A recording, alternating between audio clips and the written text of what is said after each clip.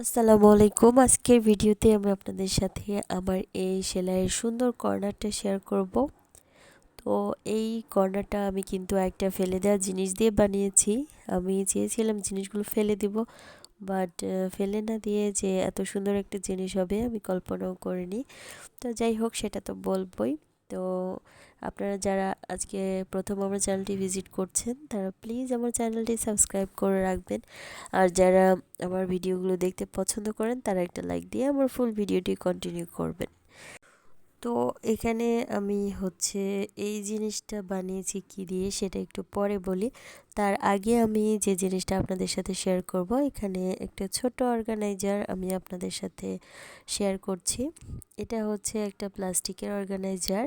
এটা হচ্ছে সুই সুতা যেই দোকানগুলোতে পাওয়া যায় সেই দোকানে গিয়ে পাবেন। কারণ প্লাস্টিকের দোকানে সাধারণত আমি এটা খুঁজেছিলাম বাট পাইনি, কিন্তু যেখানে সুই সুতা আমি কিনি সেখান থেকেই এটা আসলে কালেক্ট করেছি। তো অনেক দিনের ইচ্ছে ছিল জিনিসটা কিনবো, কেমন হবে সেটা নিয়েও ভাবছিলাম। তো এটা কিনে সত্যিই আমার কাছে খুবই ভালো মনে হয়েছে।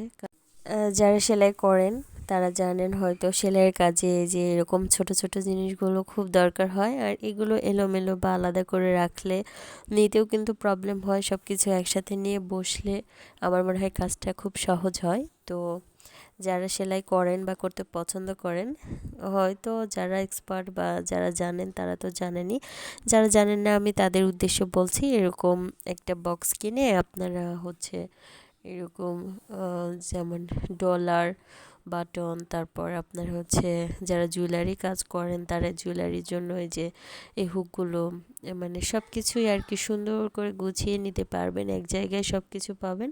বক্সটা সামনে নিয়ে বসে সেলাই করতে মানে খুব বেশি সহজ হবে আর কি, সেজন্যই আপনাদের সাথে শেয়ার করা। তো বক্স নিয়ে আসলে আপনাদের সাথে অনেক কথা বলে ফেললাম। আর এই বক্সের মধ্যে কিন্তু এরকম শুই রাখার জন্য একটা বড় স্পেস আছে, একটা না দুইটা এরকম স্পেস পাবেন একই পাশে। আবার যে আমরা যে কুশি কাটার হুকগুলো ইউজ করি সেটা রাখার জন্য কিন্তু একটা বড় স্পেস আছে।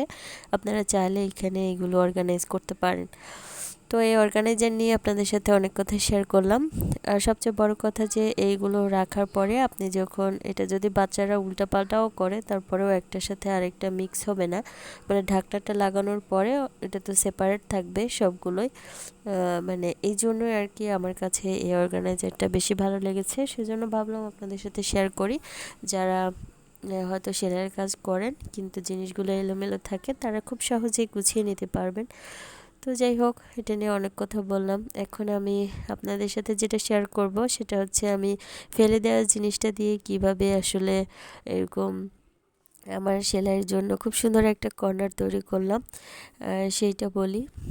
তো আর এই যে এরকম বয়ামগুলো আমি সাধারণত সব কিছু অর্গানাইজ করার জন্য ইউজ করতাম। তো এখন আমি সেগুলো ইয়ে করে এখন এরকম একটা ছোট অর্গানাইজার নিয়েছি যাতে করে সব কিছু একসাথে পাই। তো এই যে দেখতে পাচ্ছেন এই যে ফলের যে ক্যারেটগুলো, এগুলো ফল আনা নেওয়ার কাজে ব্যবহার করা হয় প্লাস্টিকের।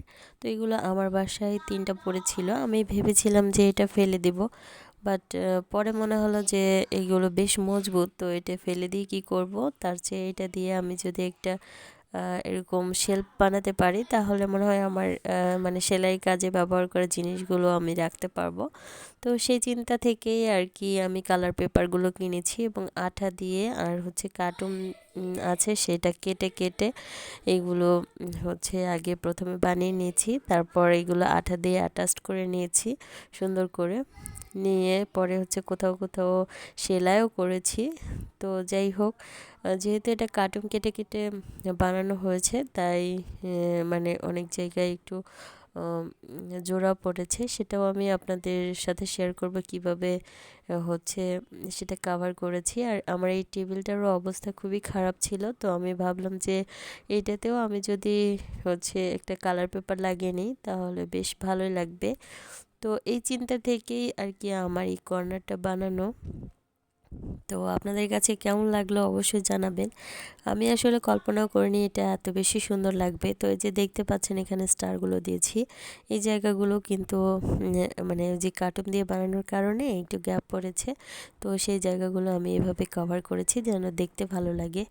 তো সব মিলিয়ে এটা হচ্ছে আমার একটা খুব পছন্দের জায়গা। তো যাই হোক, আমার এই কাজটা আপনাদের কাছে কেমন লেগেছে অবশ্যই জানাবেন।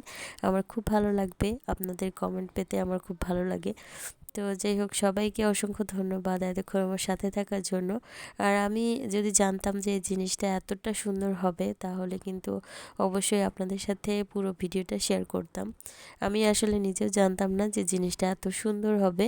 আমি ভেবেছিলাম কোনো রকম একটা কিছু হবে হয়তো।